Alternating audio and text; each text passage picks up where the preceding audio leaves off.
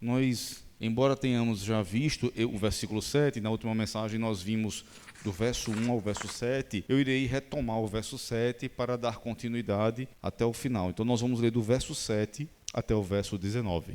Então, acompanhe a leitura da palavra do Senhor. Peço aos irmãos que estejam atentos e mantenham suas Bíblias abertas.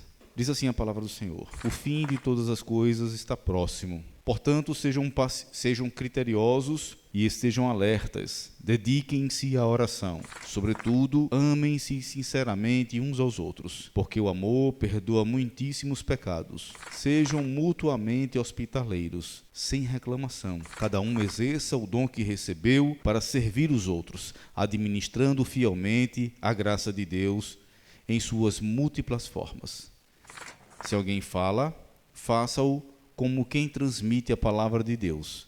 Se alguém serve, faça-o com a força que Deus provê, de forma que em todas as coisas Deus seja glorificado mediante Jesus Cristo, a quem seja a glória e o poder para todos sempre. Amém.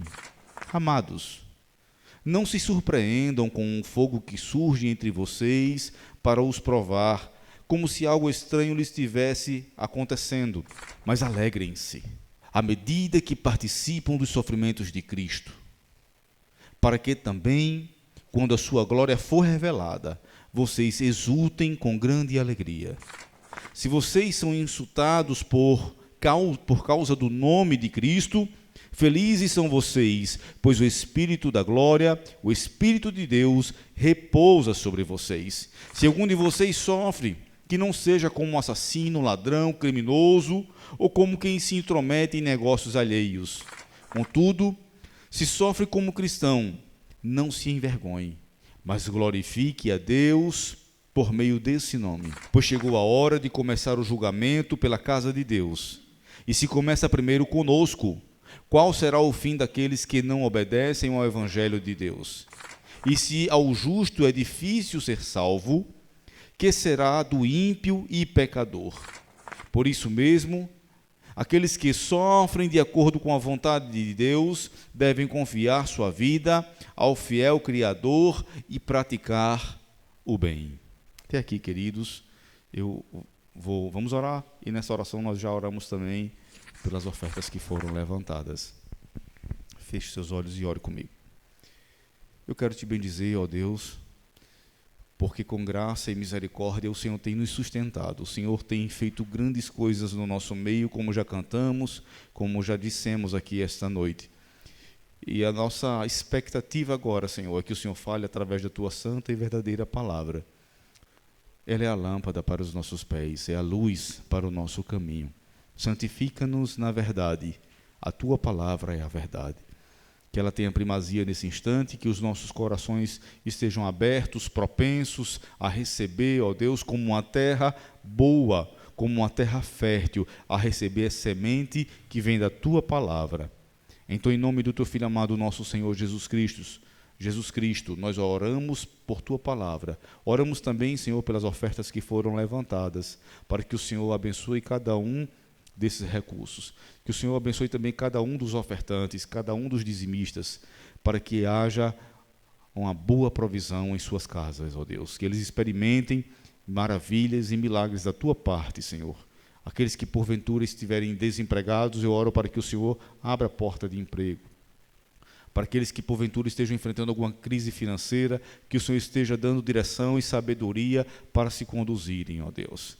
E humildade, sobretudo. E aqueles que estiverem enfermos sejam curados pelo poder que há no nome de Jesus. Aqueles que estiverem fracos sejam fortalecidos no Senhor e na força do seu poder. Esta é a nossa oração, Pai. Fale conosco. Amém. Pois bem, queridos, então, estamos neste texto que acabamos de ler, e a título de introdução, aqui, Pedro escreve a crentes que estavam prestes a entrar na fornalha de fogo ardente da perseguição. Assim como Sadraque, como Mesaque e como Abdenego, o fogo da perseguição estava sendo aceso E a tentação era se desesperar ou se desviar. A tentação de enfrentar essa aflição, essa dor, essas angústias, essa perseguição, era basicamente nestes dois pontos: se desesperar ou se desviar. Talvez muitos de nós não se desviam, mas certamente muitos se desesperam em meio à aflição, em meio à angústia. E o próprio desespero é uma afronta à santidade de Deus, porque Deus, em sua santidade, Ele prometeu cuidar das nossas vidas. Quando nós nos desesperamos, irmãos, e eu já fiz isso, e é natural que aconteça, mas a palavra de Deus, ela nos recomenda a não entrar em desespero, a, na verdade, confiar no Senhor. O apóstolo, aqui, ele mostra que as pessoas que vacilam na fé, elas poderão repentinamente obter o julgamento da parte de Deus. Mas o apóstolo, as verdades contidas aqui neste texto que nós acabamos de ler, do apóstolo Pedro, essas verdades refrigeram a alma do crente. E é basicamente dividido em pelo menos 3 ou talvez 4 divisões aqui. A primeira delas é o fim se aproxima. Depois ele diz a graça, ele mostra a graça que nos capacita ao serviço. Depois ele fala do privilégio do sofrimento com Cristo. E depois que Deus, de alguma forma, Deus nos guarda, cuida das nossas vidas e que nós devemos confiar no Senhor. O que pretendemos nesta noite é lembrá-los, irmãos, que Deus é quem nos livra das adversidades. Portanto, olhemos para estas 3 passagens aqui que agora eu vou ler para vocês. Isaías 43, verso 2. Quando você atravessar as águas, eu estarei com você. E quando você atravessar os rios, eles não o encobrirão. Quando você andar através do fogo, não se queimará. As chamas não o deixarão em brasas. Daniel capítulo 3, versos 17 e 18, nos diz: se formos lançados na fornalha em chamas, o Deus a quem prestamos culto pode livrar-nos. E Ele nos livrará das suas mãos, ó Rei. Mas se Ele não o fizer, saiba, ó Rei, que não prestaremos culto aos seus deuses, nem adoraremos a imagem de ouro que mandaste erguer. Mateus capítulo 24, 13 ainda diz: mas aquele que perseverar até o fim será salvo. Veja que o Senhor, Ele coloca aqui aqueles que perseverarem até o fim, até o último suspiro de suas vidas. Enquanto há fôlego de vida, deve haver perseverança. A gente diz que enquanto há vida há esperança, mas nós podemos adaptar esse versículo, esse provérbio, né? Esse provérbio popular, esse ditado: enquanto há vida há esperança, a gente pode dizer: enquanto há vida, deve haver perseverança. Deve haver perseverança. Perseverança na fé. A forma como eu vou trabalhar esse texto agora, vamos trabalhar em 3 divisões. A primeira divisão vai do verso 7 ao verso 11. O fim está próximo. Essa é a primeira divisão. A segunda divisão é: sirvam a igreja, né? Sirvam uns aos outros, amem-se mutuamente. E a terceira e última divisão é sobre o julgamento que Deus trará sobre a igreja e sobre os ímpios também. Colocado isto, posto isto, eu quero agora voltar para o texto que lemos e pensarmos nestas verdades que acabamos de falar, e já fizemos essa divisão aqui para a melhor compreensão dos irmãos. Veja, ele diz: visto que o fim está próximo, mantenham a conduta cristã em todo o seu procedimento, a fim de glorificarem a Deus. O verso 7 inicia: o fim de todas as coisas está próximo. Este é um excelente incentivo para que o crente seja fiel. Não é a bênção que vai prosperar, não é a porta que vai abrir, não são as bênçãos sobre os nossos filhos, sobre a nossa casa, sobre a nossa família, sobre o nosso lar, sobre o nosso relacionamento. Este é o melhor e maior incentivo de todos. O fim de todas as coisas está próximo. Pense comigo, se por alguma forma, de algum jeito, o Senhor nos revelasse neste instante que Ele estivesse voltando ainda hoje para buscar o seu povo, o que seria mais importante na sua vida? O trabalho que você vai ter que pegar amanhã? Os boletos que chegarão e deverão ser pagos? A matrícula na escola ou na faculdade? O fim de todas as coisas está próximo. Está próximo, irmãos, o dia se avizinha. Um dos pregadores que eu mais gosto, e gosto muito de lê-lo, sempre é um daqueles que eu guardo no coração, é o Martin Lloyd-Jones. Comentando esta passagem, ele diz: o fim de todas as coisas está próximo. Não é uma declaração para nos deixar apavorados, mas para nos tornar realistas. É o grande argumento para vivermos de maneira sensata. A pessoa que sabe que esta era está chegando ao fim é a única que realmente começa a viver. Aí fora as pessoas se apegam a esta vida como se fosse uma vida que devesse ser vivida ao extremo, ao máximo, se agarrando a esta vida. Mas aqueles que sabem e estão cônscios de que o fim está próximo, verdadeiramente vivem para a glória de Deus. E viver para a glória de Deus significa viver autenticamente. Viver autenticamente.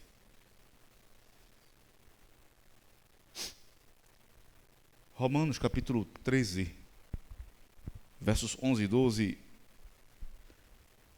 o apóstolo Paulo, a palavra de Deus, nos diz assim: façam isso, compreendendo o tempo em que vivemos. Já é hora de despertarem do sono. Já é hora de despertarem do sono. Já é a hora de despertarem do sono. Porque agora a nossa salvação está mais próxima do que quando cremos. A noite está quase acabando, o dia logo vem. Portanto, deixemos de lado as obras das trevas e vistamo-nos de toda a armadura da luz. O dia está próximo. Seja a vinda do nosso Senhor Jesus Cristo, ou seja o dia da nossa partida, a verdade é que o julgamento está às portas. E eu e você não podemos perder tempo com as coisas desta vida. Lembre-se da passagem de Mateus, capítulo 21 ao 22, que o Senhor fala que o rei, eu acho que é o 22, que o Senhor fala que havia um rei que ia dar um grande banquete. E aquelas pessoas que ficaram de fora deste banquete foi porque queriam cuidar dos seus próprios negócios. Eu comprei umas juntas de boi e preciso testar se os bois estão bons.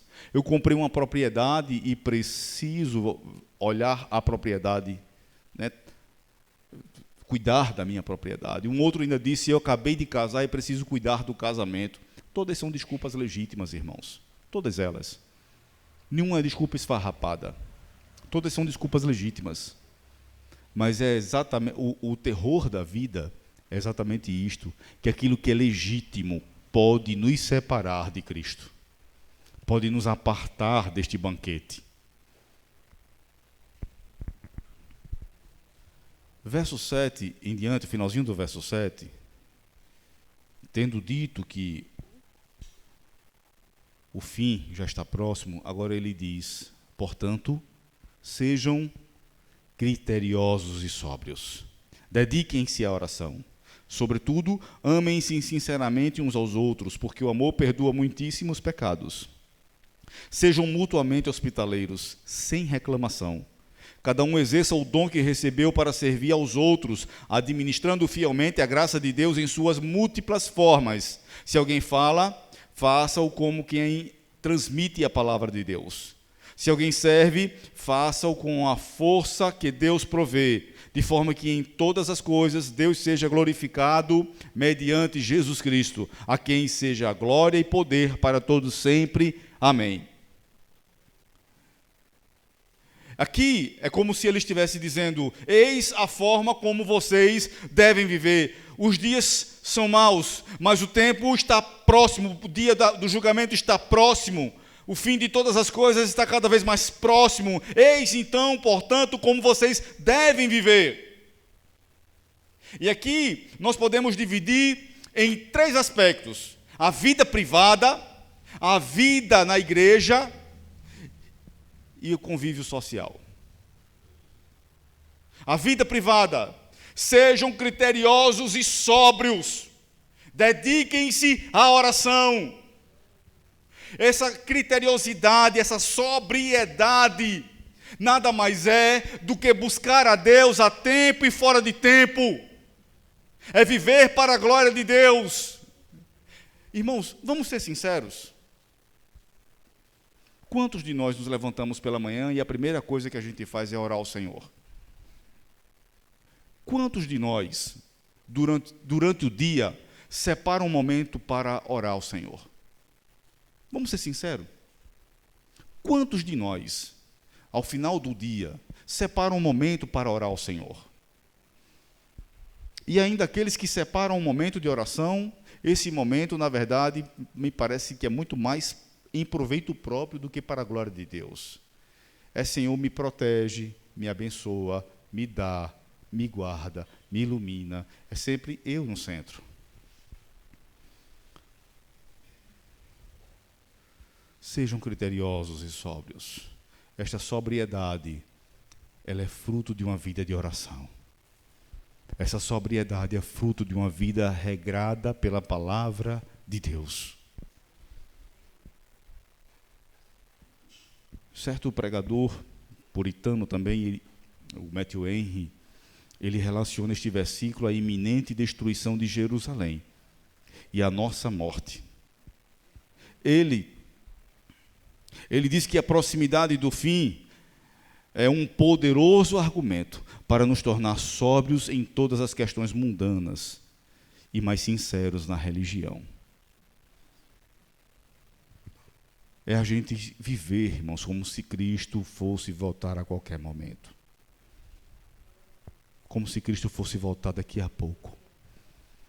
Portanto, vigiem, vocês não sabem nem o dia, nem a hora. Veja, isso é fruto do Espírito.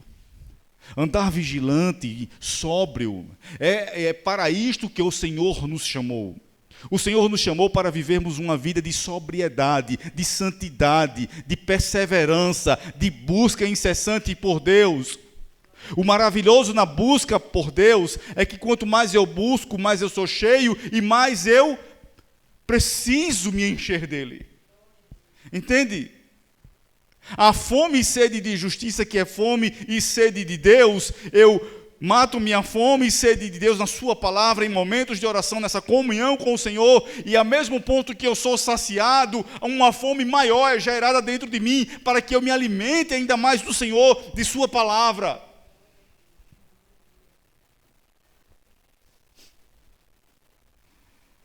A vida comunitária, ele diz: amem-se sinceramente. Sejam hospitaleiros, sem reclamação. Veja, em última análise, não há gesto de amor maior do que a pregação do Evangelho, ou de que a gente possa declarar que a pessoa precisa de Jesus. Em última análise. Mas para chegar a este momento de maior amor, de dizer que a pessoa precisa de Jesus, nós não podemos nos esquecer dos pequenos gestos de amor.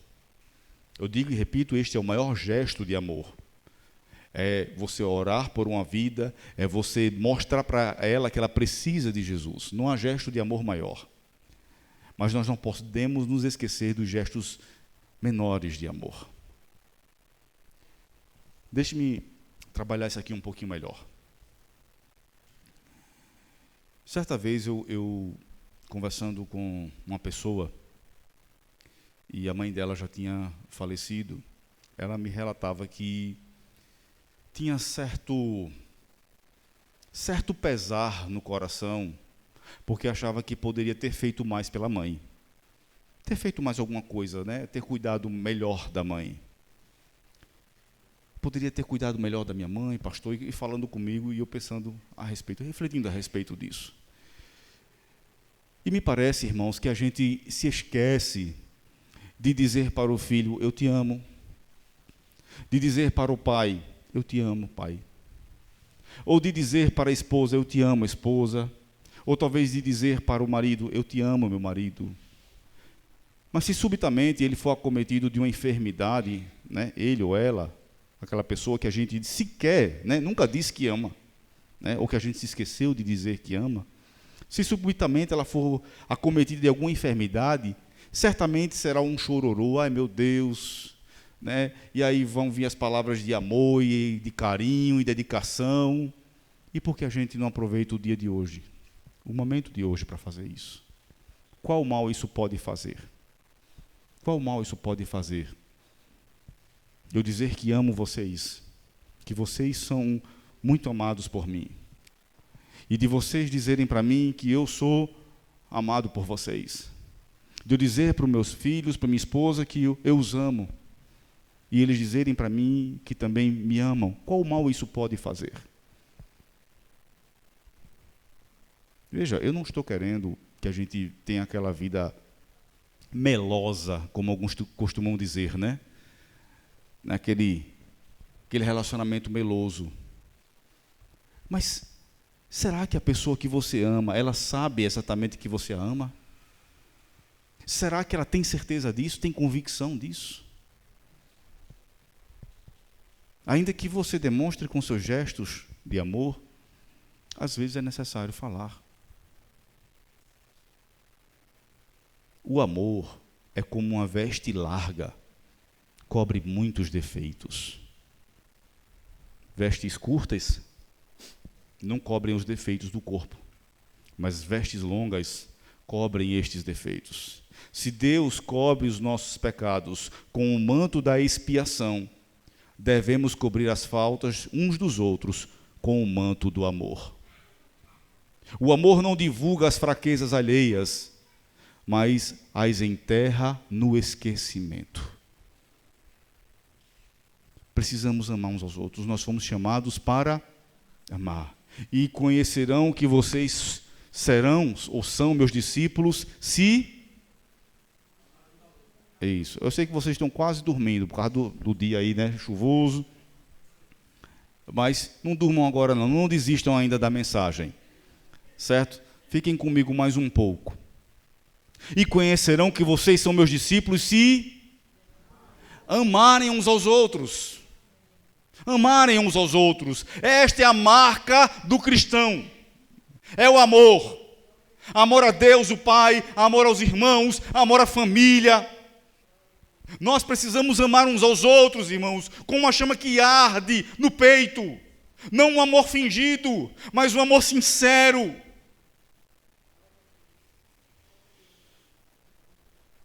Provérbios capítulo 10 diz, o ódio provoca dissensão, mas o amor cobre todos os pecados. Aquele que perdoa a transgressão promove o amor, mas quem traz o assunto à baila separa os maiores amigos. Provérbios também nos ensina isso. Veja, eu já disse, são pequenos gestos de amor que nos levam a ter maiores gestos de amor. Uma vez eu estava falando com uns homens, né?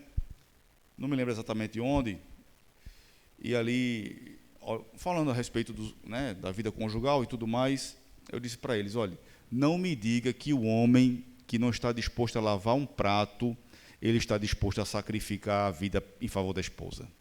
Se ele não está disposto a lavar um prato, ele não vai morrer por ela.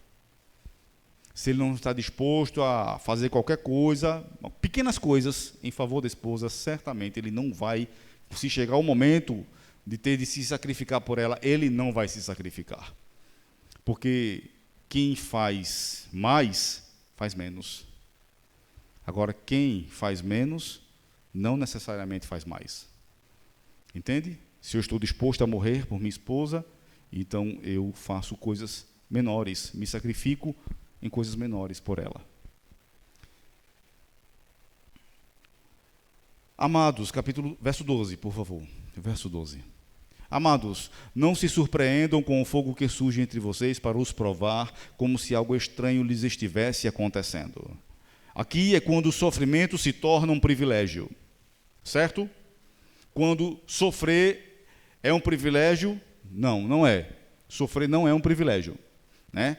Sofrer é uma angústia, é uma dor, é um incômodo, ninguém quer sofrer. Mas este tipo de sofrimento é um privilégio. Este tipo de sofrimento descrito aqui é um privilégio. Não se surpreendam com o fogo que surge entre vocês para os provar, como se algo estranho lhes estivesse acontecendo. A provação é como um fogo que devora os infiéis e purifica os fiéis. A provação é como um fogo que devora os infiéis, mas purifica os fiéis. Ela separa os bodes das ovelhas. Assim, não se surpreendam, pois isso já deve ser esperado. Preparem-se para o dia mau. Preparem-se para o dia mau. Deus tem duas mãos, uma para derramar bênçãos e outra para aplicar o fogo da prova. Ambas são mãos de amor. O fogo queima apenas nossas cordas mundanas, essas cordas que nos prendem para que nós não subamos aos céus. Essas cordas que fazem com que a gente olhe para aqui, para a terra. Essas cordas que nos faz pensar que nós estamos presos a este mundo. Então este sofrimento, essa angústia, na verdade nada mais é do que este fogo da provação para nos tornar livres em Cristo Jesus. Nosso Senhor Jesus Cristo, em João capítulo 15, versos 18 e 20, ele declara: se o mundo os odeia, saibam que antes de vocês odiou a mim. Se vocês pertencessem ao mundo, ele os amaria, como se fossem dele. Todavia, vocês não são do mundo, mas eu os escolhi, tirando-os do mundo. Por isso o mundo os odeia. Lembrem-se das palavras que eu lhes disse: nenhum escravo é maior do que o seu senhor. Se perseguiram a mim, também perseguirão a vocês. É natural o cristão ser perseguido. É o curso natural do cristianismo. É o curso natural dessas coisas. O nosso Senhor Jesus Cristo, Lucas capítulo 12, verso 49, 50, por ali, ele diz: vocês pensam que eu vim trazer paz à terra? Não vim trazer paz. Eu vim trazer fogo, dissensão. E que mais quero? Ele já está aceso, esta dissensão já está aceso. De agora por diante serão 5 divididos numa casa, 2 contra 3 e 3 contra 2. O pai contra o filho contra o pai.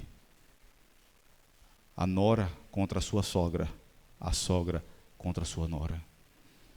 Esta dissensão nada mais é de pessoas que têm mentalidades opostas. A visão do crente é uma, a visão do mundano é outra. Verso 13 nos diz: mas alegrem-se à medida que participam dos sofrimentos de Cristo, para que também, quando a sua glória for revelada, vocês exultem com grande alegria. O crente deve considerar, venha aqui comigo mais uma vez, O crente deve considerar que sofrer pelo nome de Jesus é um privilégio, pois se participamos dos seus sofrimentos, muito mais participaremos da sua glória. Pense comigo. Quando é que você conhece que o amigo é verdadeiro? É quando você faz um churrasco e ele chega para comer. Se bem que hoje em dia está quase assim, viu? Você faz churrasco, até para o povo ir comer está difícil. Mas não é nessa ocasião que a gente sabe que uma pessoa é um bom amigo ou uma boa amiga. É na angústia. É quando você precisa. Né? Quando você precisa, talvez, de oração, quando você precisa, talvez, de um recurso emprestado, quando você precisa de um ombro amigo, quando você está passando dificuldades.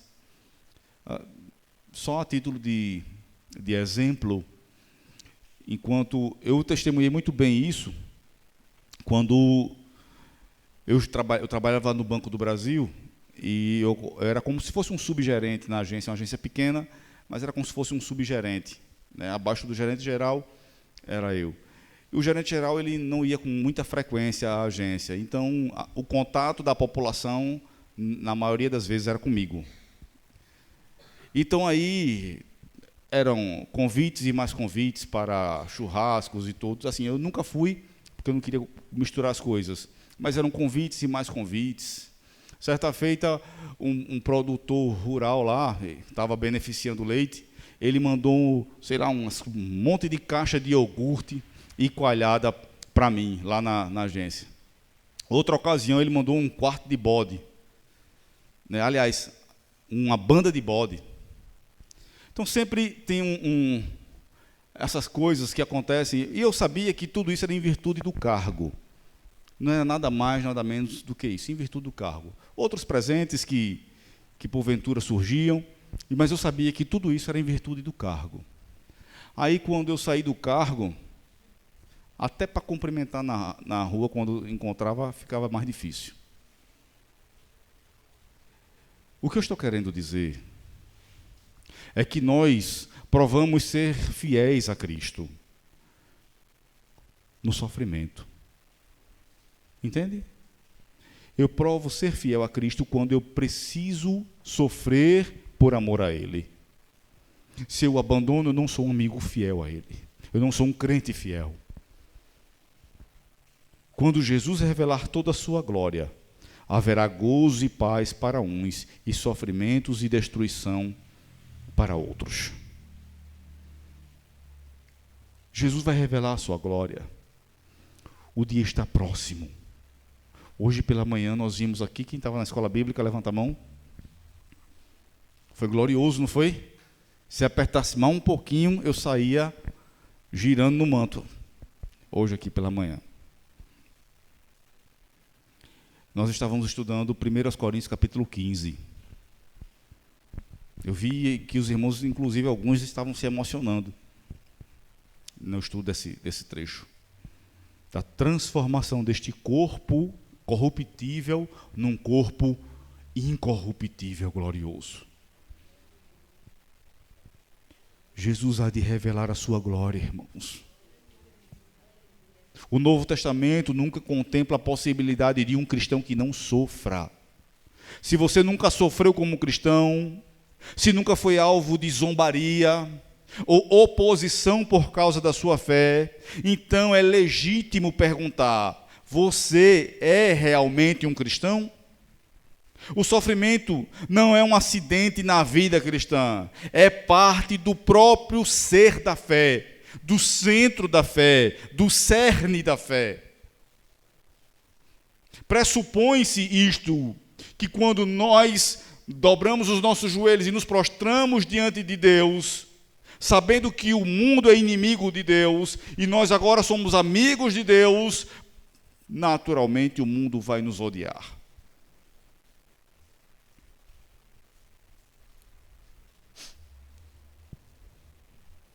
Se participamos dos sofrimentos de Cristo, ou melhor dizendo, se não participamos dos sofrimentos de Cristo, como podemos esperar participar da sua glória? A comunhão com Cristo é tanto na cruz quanto na coroa. A comunhão com Cristo é na cruz e na coroa. O mesmo amor que o levou a morrer por nós, nos leva agora a morrer para o mundo por ele. O mesmo amor que levou Jesus àquela cruz, este amor agora plantado em nossos corações, nos faz morrer para o mundo, para viver exclusivamente para ele. Não importa o que as pessoas falem a seu respeito, importa o que Jesus pensa de você. Não importa se as pessoas te aceitam, você é aceito por Jesus.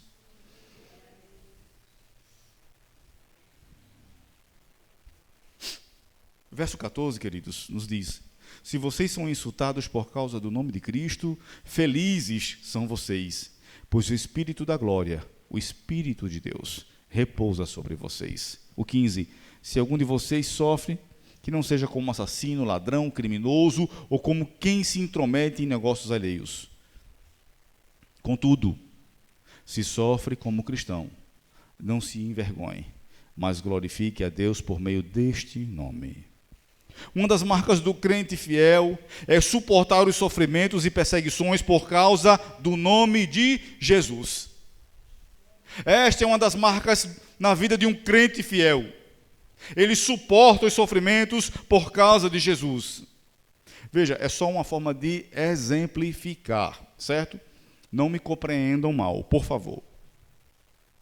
Eu disse para vocês que aquele que está disposto a sofrer mais, também está disposto a sofrer menos, né? Se eu estou pronto a entregar a minha vida por Cristo, então outros sofrimentos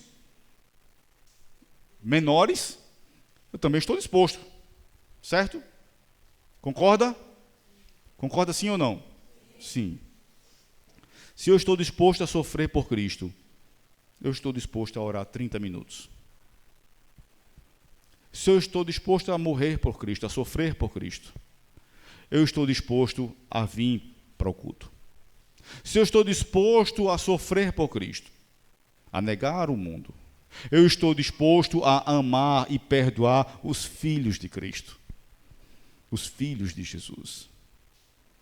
Veja, eu não estou dizendo que infortúnios não aconteçam, não é isto. Mas me parece que motivos tão insignificantes acabam roubando momentos de dedicação, de comunhão com o Senhor das nossas vidas, não é verdade? Coisas tão insignificantes. Vou dar um exemplo aqui do presbítero George, que certa vez, isso é hilário, de certa forma, mas é bem reflexivo. Eu lembro de uma vez que George ia pregar, e ele disse que foi uma luta, eu acho que foi na época que ele estava reformando a casa, e tinha alugado a outra casa, e ainda estava se ajustando, e as coisas estavam um tanto bagunçadas em casa. E aí eu lembro que George dizendo, nesse testemunho dele, tem muitos testemunhos, né? Ele disse que, na hora de se arrumar, cadê a meia para calçar o sapato? E foi aquele transtorno dentro de casa, e cadê a meia, cadê a meia, cadê a meia, e procura, e pergunta a Ana Amélia, e a Ana Amélia não sabe onde está a meia, e aquele transtorno por conta da meia. Aí ele disse que com meia ou sem meia eu vou para a igreja, calçou o sapato sem meia e veio-se embora. Parece ser uma coisa tão tola, né? Mas eu acredito que coisas deste tipo acabam nos afastando e nos impedindo de vir ao culto. Coisas pequenas, assim como uma meia, talvez, mesmo, sabe? Equivalentes a esta meia, acabam nos impedindo de desfrutar momentos de bênção da parte de Deus.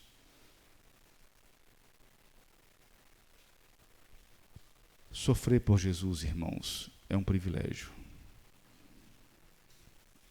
Aqui, né, para os seminaristas, um pastor é feito de 3 coisas. Se você... a vida de um pastor é feita de 3 coisas. A vida de um cristão também dessas 3 coisas, mas isso é mais evidente na vida de um pastor. É leitura da palavra, oração e sofrimento. Estas 3 coisas, esses são os 3 pilares da vida de um pastor. leitura da palavra, oração e sofrimento. Este sofrimento não é por nada, é para nos tornar humildes na presença de Deus. É para que o nosso coração esteja sempre dependente de Deus, do nosso Senhor Jesus Cristo. Pedro aqui também nos diz que o crente fiel não é um infrator da lei dos homens, desde que essas leis, evidentemente, não contradigam as leis de Deus. Ele não é um criminoso, tampouco um bisbilhoteiro ou fofoqueiro, que sofre por sua própria má conduta. Infelizmente, há muitos crentes que são bisbilhoteiros, fofoqueiros, gostam de ficar sabendo da vida dos outros, para sair rebatendo e falando mal da vida dos outros. Infelizmente, isso é uma verdade. Eu gostaria imensamente que não fosse, mas infelizmente isso acontece. Não aqui na igreja, mas em outros locais. Glória? Glória, né? O crente, ele não é um bisbilhoteiro, ele não é um fofoqueiro, ele não é um transgressor da lei. Se sofremos, não deve ser por nossa própria má conduta. Sofrer por Jesus não pode causar vergonha em nós, ou algum tipo de arrependimento. Se você sofre por conta das suas más escolhas, você deve se arrepender. Deve sentir vergonha, sim. Mas se você sofre por Cristo, não se envergonhe disto. Glorifique a Deus. Glorifique a Deus. Como os apóstolos, da primeira vez que foram surrados, eles ficaram felizes por terem sido considerados aptos a sofrer pelo nome de Jesus. O julgamento de Deus é iminente e rigoroso. É isto que nós encontramos no verso 17. O julgamento de Deus é iminente e rigoroso. Sabe o que é iminente? Está às portas. Acontecerá a qualquer momento. É o próximo passo. Verso 17 nos diz: pois chegou a hora de começar o julgamento pela casa de Deus. Onde é que Deus começa o seu julgamento? Pela casa dele. É pela casa de Deus que se começa o julgamento. O julgamento é iniciado pelos filhos de Deus. E se começa primeiro conosco, diz o apóstolo, qual será o fim daqueles que não obedecem ao evangelho de Deus? E se ao justo é difícil ser salvo, que será do ímpio pecador? O julgamento de Deus já iniciou e ele começa primeiramente pela igreja de Cristo. É este fogo de provação que já vai fazendo a distinção entre crentes e não crentes, entre fiéis e infiéis, entre ovelhas e bodes. Só está apto a sofrer por Cristo aqueles que foram tomados pelo amor de Cristo, que vivem para a glória de Cristo, que não se importam consigo mesmo, que, como disse o apóstolo Paulo, não me importo com minha própria vida, nem a considero de grande valor, eu só quero completar a missão.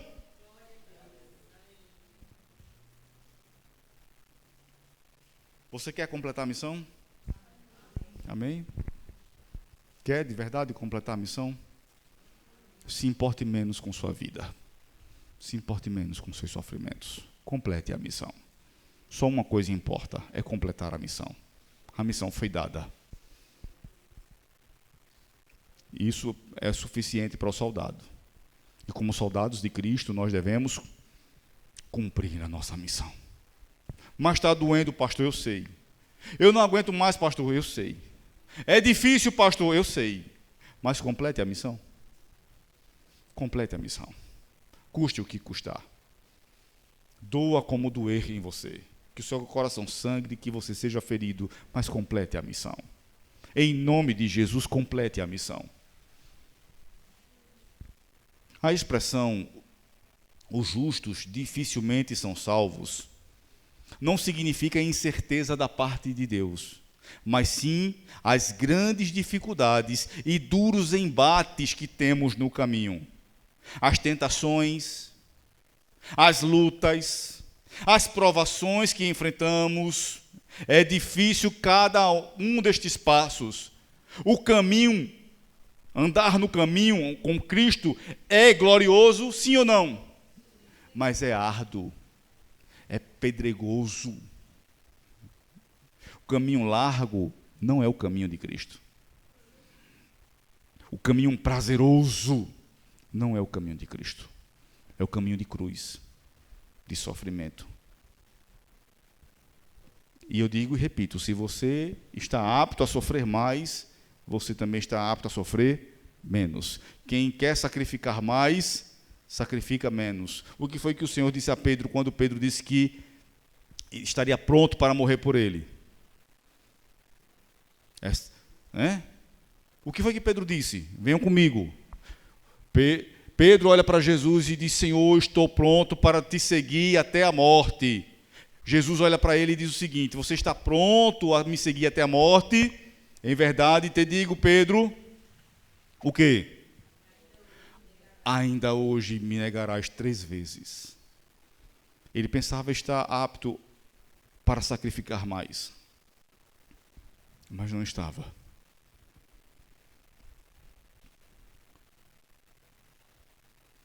Os justos dificilmente são salvos, porque muitas são as tentações, muitas são as provações, muitas são as lutas, muitos são os empecilhos, muitos são os joios, ou ervas daninhas, né, que a gente estava falando hoje pela manhã. Muitas são as ervas daninhas que são lançadas no nosso coração. E como é que a gente cuida em remover essas ervas daninhas? Sabe o que é erva daninha? É mato brabo. Você tem uma lavoura, e aí se você não cuidar, não arrancar o mato brabo daquela lavoura, né, as ervas daninhas, aquela lavoura não vai produzir adequadamente, provavelmente até morra. E como é que a gente arranca essas ervas daninhas do nosso coração? Nos utilizando dos meios da piedade cristã. Os meios de graça que nos foram concedidos. Oração, leitura da palavra, culto público. Nos utilizando dessas formas, irmãos. Deus começa o seu julgamento por sua própria família. Deus começa o seu julgamento pela sua própria família. Se Ele não poupa os que são seus por adoção, escute o que eu vou dizer aqui agora. Se Deus não poupa os que são seus por adoção, quanto menos poupará os que são seus por criação apenas. O julgamento sobre a igreja é purificador, mas o julgamento sobre o mundo é destruidor. São 2 tipos de julgamento que estão sendo colocados aqui diante de nós. O primeiro deles, para a igreja, é um julgamento purificador. As aflições, as angústias que o justo enfrenta nesta vida têm a finalidade de nos purificar. Mas aqueles que partirem sem Cristo, este julgamento será destrutivo, ou destruidor, ou uma destruição. O verso 19, irmãos, já estamos quase lá. O verso 19 diz: por isso mesmo, aqueles que sofrem de acordo com a vontade de Deus devem confiar suas vidas ao seu fiel Criador e praticar o bem.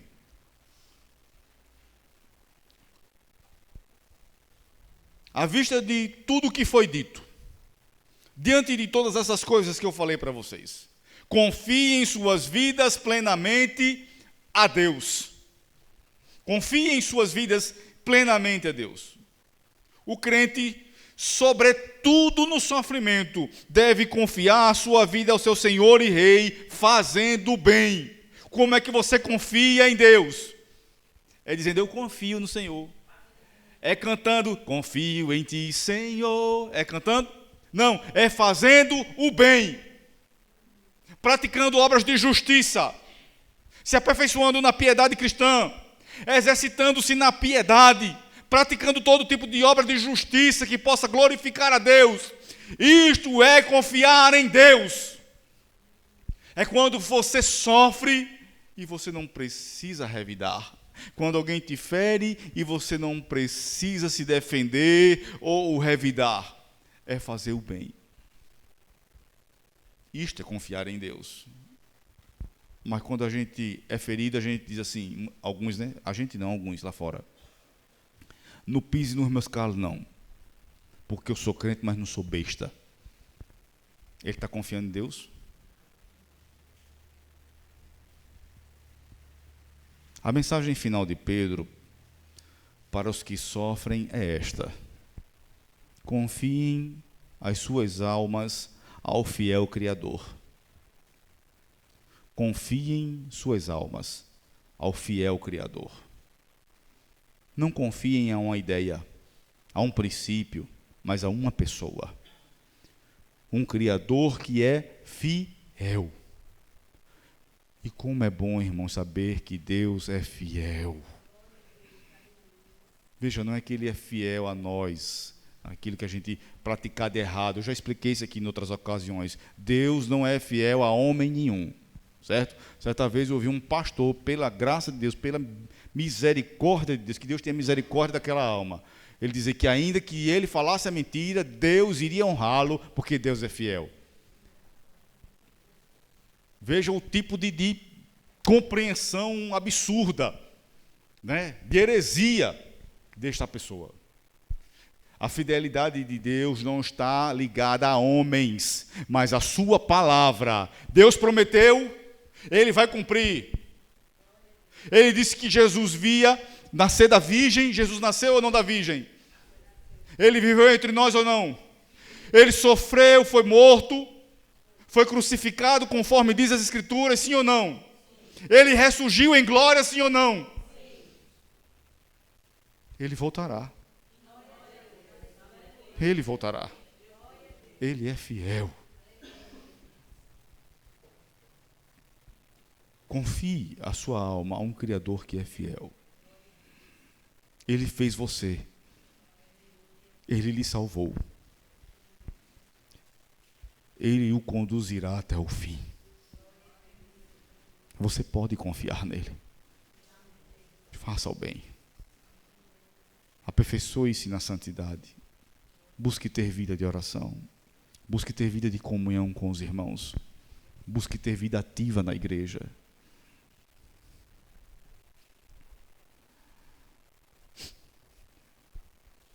A única maneira de manter a alma segura é confiá-la a Deus. Infelizmente, irmãos, alguém disse para a gente que poderia tratar muito bem da nossa alma sem a palavra de Deus. Alguém disse para a gente que os psicólogos, os psiquiatras podem cuidar muito bem da nossa alma. Não precisa dessa questão de palavra de Deus. Isso é uma mera ilusão. Só aquele que fez a alma do homem pode tratar dela. Veja o que o salmista diz, Salmo 31, verso 5. Nas tuas mãos entrego o meu espírito. Resgata-me, Senhor, Deus da verdade. Nas tuas mãos entrego o meu espírito. Resgata-me, Senhor, Deus da verdade. É um clamor do salmista em aflição, dizendo: eu confio no Senhor. Quando Davi estava sendo perseguido por Saul, Deus o entregou Saul nas mãos de Davi para Davi matá-lo. Davi teve a oportunidade de matá-lo, Saul, sim ou não? O que foi que Davi fez? Fez o bem. Fazer o bem é confiar em Deus. Fazer o bem é confiar em Deus. Não vou tirar a vida deste homem. Ele está me perseguindo, está me fazendo mal. Agora chegou a minha vez de humilhar, como diz aquela canção, né? Então, uma canção de um crente aqui assim: agora chegou a sua vez de humilhar. Misericórdia. Está repreendido.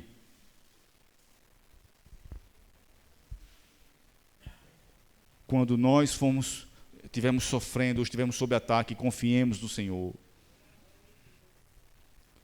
As coisas apertaram na sua casa, você brigou com o filho ou com o marido, seja lá como for. Uma das primeiras coisas que a gente faz: não vou para a igreja hoje não estou bem para ir para a igreja.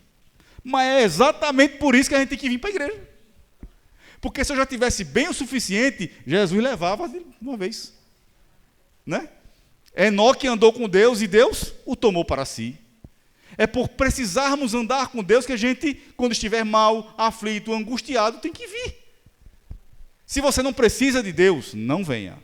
Ele diz assim, pastor, eu não preciso de Deus, eu sou autossuficiente, então não venha.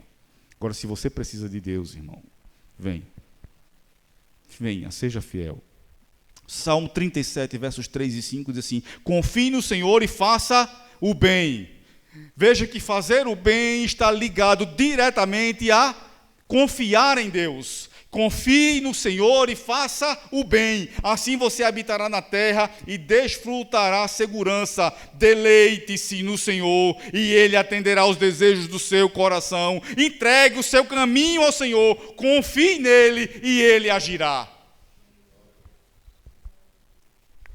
Fazer o bem é algo que está ligado diretamente à confiança em Deus. Para concluirmos, irmãos,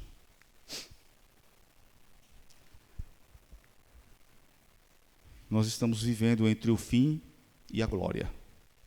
O momento é este, estamos vivendo entre o fim e a glória. O fim já iniciou.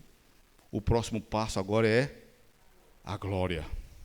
O apóstolo Pedro nos levou por uma jornada que começou com a urgência do fim, passou pela realidade do sofrimento e culminou na solene verdade do julgamento que começa pela casa de Deus. Mas Pedro não nos deixou à deriva no mar da incerteza, ele nos ancorou na rocha inabalável. O caráter do nosso Senhor é fiel. Vimos também que Deus começa seu julgamento por sua própria família. O julgamento sobre a igreja é purificador, o julgamento sobre o mundo é destruidor. Portanto, o sofrimento que enfrentamos não é sinal de abandono, mas de disciplina amorosa e preparação para a glória vindoura. Deixe-me trazer agora algumas aplicações práticas. Viva na luz da verdade. Viva nesta luz, com os olhos na eternidade, não naquilo que é temporal. Examine suas prioridades, o que tem ocupado seus pensamentos, seu tempo, seus recursos. As coisas que você busca têm valor eterno? Aquilo que você tem depositado, seu coração tem se dedicado, tem valor eterno? Colossenses capítulo 3, versos 1 e 2 nos diz: portanto, já que vocês ressuscitaram com Cristo, procurem as coisas que são do alto, onde Cristo está sentado à direita de Deus. Mantenham o pensamento nas coisas do alto e não nas coisas terrenas. Segunda aplicação: cultive o amor e a hospitalidade. Identifique uma pessoa ou situação na igreja onde você tem guardado mágoa, talvez, onde você não tem perdoado como deveria, ou que você tem alguma ressalva em se aproximar daquela pessoa. Ore por graça, para que ao orar por esta pessoa, para que você obtenha graça da parte de Deus, você possa cobrir cada ofensa com amor. Assim como Cristo cobriu os seus pecados. Como foi que Cristo cobriu os nossos pecados? Com amor. Abra a sua casa, ou talvez o seu coração, para alguém esta semana. Faça um bolinho, chame seu vizinho para orar com você. Faça uma sopa, convide alguém da família. Faça um momento prazeroso, que sua casa seja um ambiente de refúgio, de refrigério, onde as pessoas possam se sentir bem na sua casa. Perceber e ver que ali habita o Senhor Jesus, o Rei da Glória.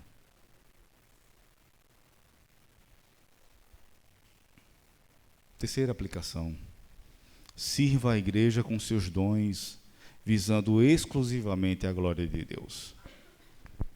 Reflita sobre o dom que Deus lhe deu. Ensino, serviço, misericórdia, a liderança, seja qual for.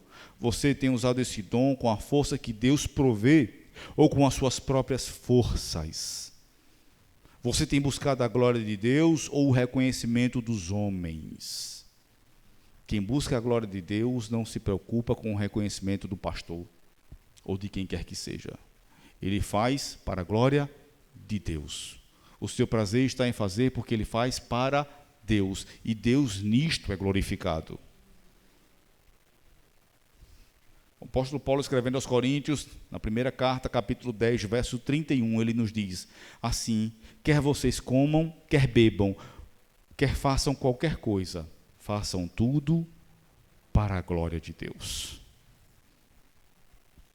Receba o sofrimento como privilégio. A quarta aplicação. Receba o sofrimento como privilégio, não como uma surpresa indevida. Se não estamos sofrendo neste momento, irmãos, ataques do diabo, é por um momento rápido. Logo, logo ele vai enfrentar novamente. Logo, logo ele vai disparar seus dardos inflamados. Logo, logo ele vai preparar suas artimanhas contra as nossas vidas. E talvez se o próprio diabo não se levantar contra nós, é porque nós não sejamos uma ameaça contra ele, né? Contra as obras dele. Quando a zombaria, a exclusão ou a perseguição vierem por causa da sua fé, não se desespere. Lembre-se, o Espírito da glória repousa sobre você. Em vez de envergonhar-se, glorifique a Deus. Né? Isso se aplica muito, né, a quem está em universidade, quem vai se inteirando ali na universidade. Eu não enfrentei isso muito na universidade, porque quando eu cheguei na universidade, eu já cheguei assim, no segundo, a minha primeira faculdade eu fiz online, então não tive muitos problemas quanto a isso. A segunda faculdade, que foi a de Direito, eu também não tive muitos problemas. Por quê? Porque eu já cheguei com uma certa maturidade, com pinta de pastor, então todo mundo já respeitava. Até os próprios professores já me olhavam com um olhar de respeito. Não tive muitos problemas, ou quase nenhum problema com o professor em faculdade, ou com os próprios alunos, com os próprios colegas. Mas em faculdade o ambiente é muito propício a isso. A gente quer fazer parte da galera, quer se inteirar, né? E as pessoas não nos aceitam como cristãos. Não queira fazer parte da galera. Sofra. Escolha Jesus. Quinta aplicação. Confie sua vida ao fiel Criador e pratique o bem. Confie sua vida ao fiel Criador, praticando o bem. Há alguma área da sua vida que você ainda não entregou totalmente a Deus? Seus medos, seu futuro, seus relacionamentos? Entregue-os hoje ao fiel Criador. E em meio à entrega, continue fazendo o bem.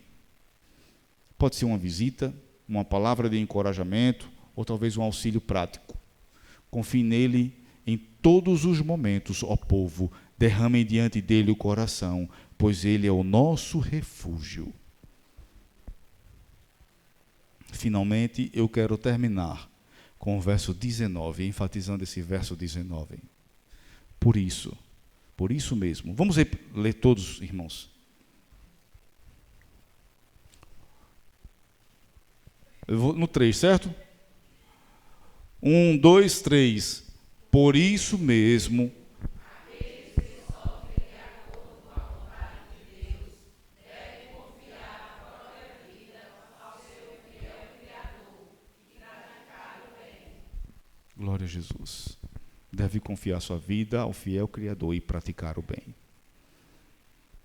Destaque esse versículo na sua Bíblia. Pega uma canetinha, marque. Dobre a página para voltar a ele durante a semana. Confie sua vida ao Senhor e pratique o bem.